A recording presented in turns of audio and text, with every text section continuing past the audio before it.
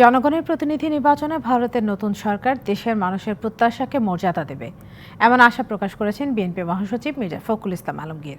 বলেন, রাজনৈতিক ও অর্থনৈতিক সংকটের পাশাপাশি ভৌগোলিকভাবে অস্তিত্ব সংকটে বাংলাদেশ।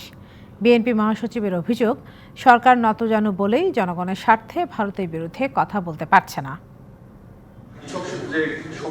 সোমবার সকালে ঢাকা রিপোর্টার্স ইউনিটিতে বিএনপির প্রতিষ্ঠাতা জিয়াউর রহমানের মৃত্যুবার্ষিকী উপলক্ষে সেমিনারের আয়োজন করে কৃষক দল।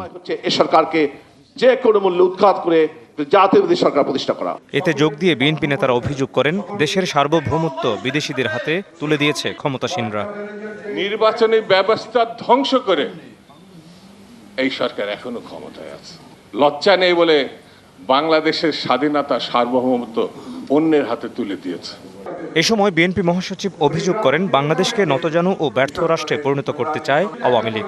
তারা ক্ষমতায় আসার পর এখন পর্যন্ত তিস্তার পানি চুক্তির কথা আর বলেই না। ক্রমাগতভাবে সীমান্তে এই হত্যা চলছেই। এই সরকার নতজানু সরকার, যে কারণে তারা কোনো মতেই ভারতের বিরুদ্ধে কথা বলতে চায় না। এরা পরিকল্পিতভাবে সচেতনভাবে বাংলাদেশকে একটা নতজানু ব্যর্থ রাষ্ট্রে পরিণত করতে চায়। ভারতের নতুন সরকার বাংলাদেশের জনগণের প্রত্যাশার মর্যাদা দেবে এমন আশাবাদও তার। তার দেশে যেভাবে জনগণ তাদের প্রতিনিধি নির্বাচন করতে পারে, এখনো তাদের নির্বাচন কমিশন যেভাবে স্বাধীনভাবে কাজ করতে পারে, আমরা গণতন্ত্রকে সেইভাবে প্রতিষ্ঠা করতে চাই।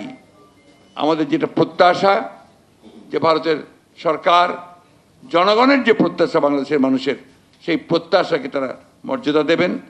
এ সময় ক্ষমতাসীনদের উৎখাতে আন্দোলন আরও জোরদার করতে নেতাকর্মীদের প্রতি আহ্বান জানান বিএনপি মহাসচিব। সামগ্রিকভাবে বাংলাদেশের মানুষকে মুক্ত করবার জন্য এই সংগ্রামকে আমাদের আরও জোরদার করতে হবে। Mohammad Hossain, DBC news, Dhaka.